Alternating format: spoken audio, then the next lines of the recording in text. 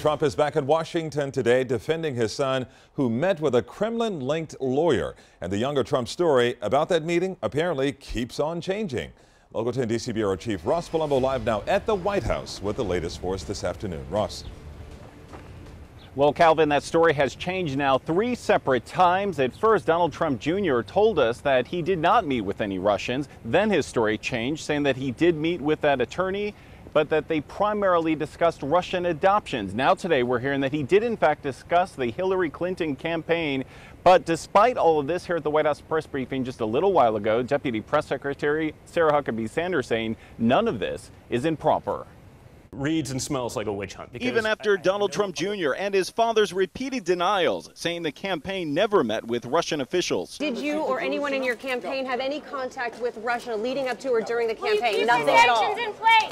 Welcome to Moscow! The president's own Miss Universe pageant, apparently providing the connection that initiated the meeting between the Trump campaign and a Russian lawyer with ties to the Kremlin.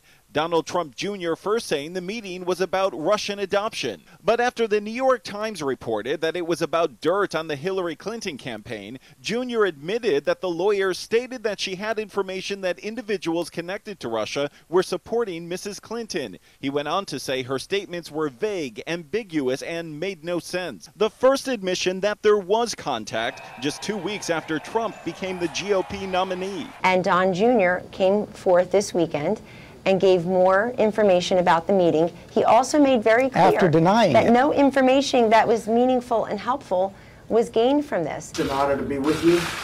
Meanwhile, the fallout from the president's G20 trip continues. The president tweeting, "Putin and I discussed forming an impenetrable cybersecurity unit so that election hacking and many other negative things will be guarded." It's not the dumbest idea I've ever heard, but it's pretty close. But when it comes to Russia, he's got a blind spot. That igniting a storm of outrage. We might as well just mail our ballot boxes to Moscow. I don't think that's an answer at all. Senator Marco Rubio tweeting, "Partnering with Putin on a cybersecurity unit is akin to partnering with Assad on a chemical weapons unit." 12 hours later, the president then flipping his position and tweeting, "The fact that President Putin and I discussed a cybersecurity unit doesn't mean I think it can happen. It can't, but a ceasefire can and did."